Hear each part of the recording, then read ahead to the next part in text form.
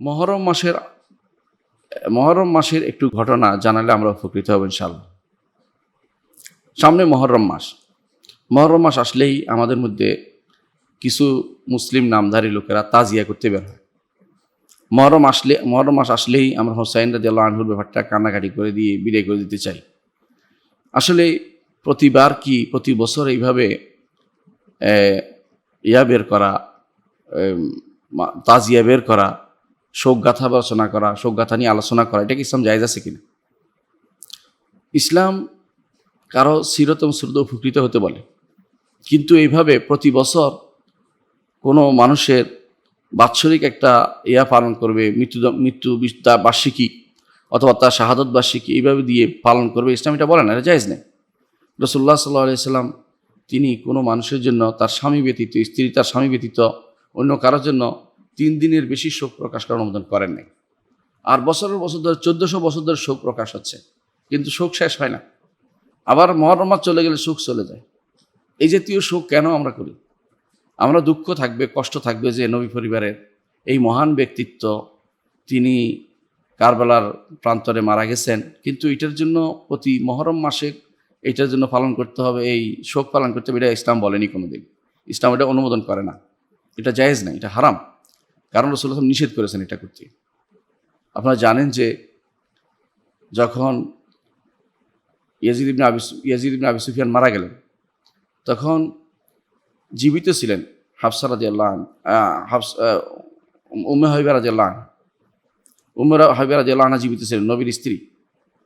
তিনি তখন 3 দিন পরে বললেন যে আমার জন্য ভালো কাপড় নিয়ে আসো, আমি শোক প্রকাশ করবো। রাসূলুল্লাহ সাল্লাল্লাহু আলাইহি ওয়াসাল্লাম স্বামী ব্যতীত কারোর জন্য 3 দিনের বেশি শোক প্রকাশ করতে নিষেধ করেছেন।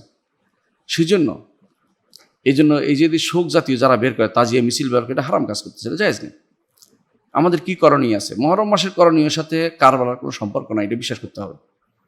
কারবালা ঘটনার আগেই মহরমের অনেক আমল রাসূলুল্লাহ অনুমোদন করেছেন। কি আমল অনুমোদন করেছেন? যে আমলটি অনুমোদন করেছেন সেটা হচ্ছে যে মহরম মাসে রাসূলুল্লাহ সাল্লাল্লাহু আলাইহি ওয়াসাল্লাম 9 এবং 10 তারিখ, মহরমের 9 এবং 10 তারিখ, যেখানে হোক, যে দেশে হোক, যেই 9 যেই 10, সেটা প্রত্যেকে যেন সওম পালন করে। এটা রাসূলুল্লাহ সাল্লাল্লাহু আলাইহি ওয়াসাল্লাম বলেছেন যে আশুরা, এই দিনের এই সওম পালন করলে, এর সাথে তাসুয়া তিনি ঢুকিয়েছেন, যে কেউ সেটা পালন করবে সেটা তার জন্য ওই বছরের গুনার জন্য কাফারা হয়ে যাবে, 1 বছরের গুনার জন্য কাফারা হবে। তবে এটা ছোট গুনাহ, বড় গুনার জন্য কাফারার জন্য তওবা লাগে। ছোট গুনার জন্য কাফারা হয়ে যাবে। আল্লাহ তাআলা দয়া করবে, কারো অবস্থা দেখে যদি কোনো কেউ তওবা করে সাথে সাথে ক্ষমা করে দিবেন, এটা আলাদা মাসালা। কিন্তু এটা একটা গুরুত্বপূর্ণ আমল। এই আমল ছাড়া আর কোনো আমল কিন্তু সরাসরি হাদিসে আসেনি। আমাদের মধ্যে অনেকেই দেখা যায় মহরম মাস আসলে তার আমলের মধ্যে একটা হয় কি, বড় কিছু জবে করা, মোরগ জবে করা। সেদিন অনেকে মনে করে যে যেদিন ভালো খেলে সারা বছর ভালো খেতে হবে। আশ্চর্য জিনিস। কেউ আছে ওই দিন শুধু আফসোসের বিষয়, বা সেদিন রক্তাক্ত হয়ে যায়, নিজে সারা শরীর রক্তাক্ত করে ফেলে। আবার কেউ নতুন জিনিস বানিয়েছে। সেটা কি? এই দিনে মহরম মাসে আসমান সৃষ্টি, জমিন সৃষ্টি, আদম সৃষ্টি ইত্যাদি কাহিনী, ফিরিস্তি লম্বাটান, সবটি মিথ্যা। একমাত্র একটা সত্য আছে, সেটা হচ্ছে এই দিনে আল্লাহ তাআলা মহরম কেন পালন করে, এটা জানতে হবে। এই দিনে আল্লাহ তাআলা মুসা আলাইহিস সালাতু ওয়াস সালামকে ফেরাউনের কবল থেকে নাজাত দিয়েছিলেন। ফেরাউন কবল থেকে বের হয়ে তিনি নদী পার হয়ে চলে এসেছিলেন। নদী পার হয়ে আসার পরে যেই সমুদ্রটি, অর্থাৎ বাহরে আহমার বা রেড সি, এটা পার হয়ে আসার পরে তিনি সওম পালন করেছিলেন। সেই দিনটি ছিল 10ই মহররম। এটা রাসূলুল্লাহ সাল্লাল্লাহু আলাইহি ওয়াসাল্লাম মদিনায় থাকতে একবার মদিনায় যাওয়ার পরে জিজ্ঞাসা করলেন তাদেরকে যে তোমরা এই দিনটির সওম কেন পালন করো? তারা বললেন যে মুসা আলাইহিস সালাম করে, ইহুদি জিজ্ঞাসা করলেন সেটা। ইহুদিরা বললেন যে মুসা আলাইহিস সালাম করেছেন, আল্লাহ তাকে নাজাত দিয়েছেন, আমরা এই জন্য করি। এটা হচ্ছে এর সত্যিকার উত্তর। তখন রাসূলুল্লাহ সাল্লাল্লাহু আলাইহি ওয়াসাল্লাম বললেন যে আমরা তোমাদের থেকে মুসার বেশি কাছাকাছি, কারণ তোমরা পথভ্রষ্ট অনুসারী, আমরা সত্যিকার সহজ অনুসারী। কারণ নবীরা সবাই হচ্ছে আল্লাহ, নবীরা সবাই হচ্ছে বইমাত্রীয় ভাই বোন, সেই হিসাবে তিনি বললেন যে আমরা তাসওয়া পালন করা বেশি, আমরা আশুরা পালন করা বেশি উপযুক্ত। তিনি আশুরা রোজা রাখতেন। তখনও ফরজ সম অর্থাৎ রমজানের রোজা ফরজ হয়নি। দ্বিতীয় হিজরিতে রমজানের সম পালন হয়ে যায়। তারপর থেকে রাসূলুল্লাহ সাল্লাল্লাহু আলাইহি ওয়াসাল্লাম এটাকে নফল হিসেবে কারার দিয়েছেন, নফল সম হিসেবে নির্ধারণ করেছেন। কেউ ইচ্ছা করলে রাখবে, কেউ ইচ্ছা করলে রাখবে না, এরকম তার সওয়াব বর্ণনা করেছেন যে এই সওয়াবটি পাওয়া যায়।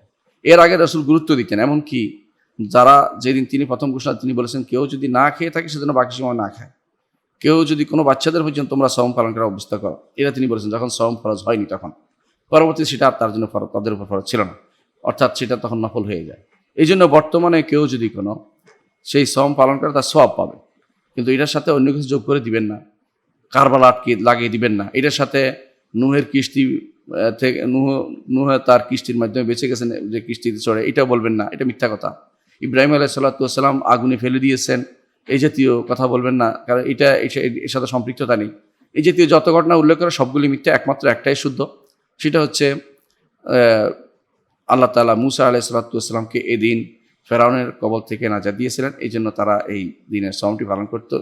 এই ইহুদিরা রাসূলুল্লাহ সাল্লাল্লাহু আলাইহি ওয়াসাল্লাম তিনি মদিনায় আসার পরে সেই সওমটি পালন করার নির্দেশনা দিয়েছেন। মক্কায় থাকতে কি তিনি পালন করতেন সওমটি? হ্যাঁ, তিনি মক্কায় থাকতে সওমটি পালন করতেন। মক্কাবাসীরা সেটা পালন করতে দেখি।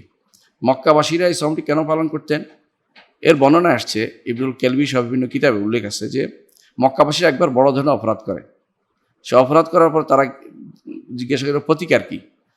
তখন ইহুদিদের সর্দারদের কাছে, তারা ধর্মীয় লোক মনে, তাদের কাছে যাওয়ার পর তারা বলে যে তোমরা সওম পালন করে এই দিনের, অর্থাৎ এই আশুরা, তাহলে তোমাদের সেটা প্রতিকার হবে। তখন তারা এটা পালন করতে, এবং রাসূলুল্লাহ সাল্লাল্লাহু আলাইহি ওয়াসাল্লাম এদেরকে মক্কাবাসীদেরকে এটার উপর পেয়েছেন, এই জন্য তিনি সেটা পালন করেছেন। বুখারীতে এর বর্ণনা আসছে। এটা হচ্ছে মক্কা তো তিনি পালন করেছেন, তবে তিনি কারণ জানতে পারেননি। মক্কাবাসীরা পালন করে হিসেবে ভালো কাজ হিসেবে তিনি এটা করেছেন। আর মদিনায় আসার পর তিনি জেনে এবং সেটা নির্দেশনা দিয়েছেন যে আমরা মুসার সবচেয়ে কাছাকাছি, তবে আমরা যদি আগামী বছর জীবিত থাকি তো আমি নির্দেশ দিব, অর্থাৎ তিনি সব শেষে জীবনের তিনি বলেছেন এটা যে তার নির্দেশ দিব তাসুয়া যেন আমরা নবম এবং দশম উভয়টি দিন সওম পালন করি, সেই জন্য আমরা বর্তমানে নবম এবং দশম উভয়টি সওম পালন করে থাকি। এটাই হচ্ছে একমাত্র আমল, অন্য কোনো আমল সেখানে নাই। অর্থাৎ এই দিনে আর বাড়তি কোনো আমল নেই এই মহরমের এই কাজগুলো। তবে সওম পালন করার ব্যাপারে হাদিসে আসছে সওম পালন করতে পারেন, সেটা ছাড়া অতিরিক্ত কোনো কিছু করা, মারামারি হানাহানি করা, তাজিয়া করা, বের করা, বা কেউ বলে আমি আনন্দ করব, কেউ বলে আমি দুঃখ করব, কোনোটাই নেই। আনন্দ দুঃখ কোনোটাই না, এখানে হচ্ছে সওম পালন করা, এটা ছাড়া আর কোনো আমল নেই। আশা করি বিষয়টি বুঝতে পারছেন।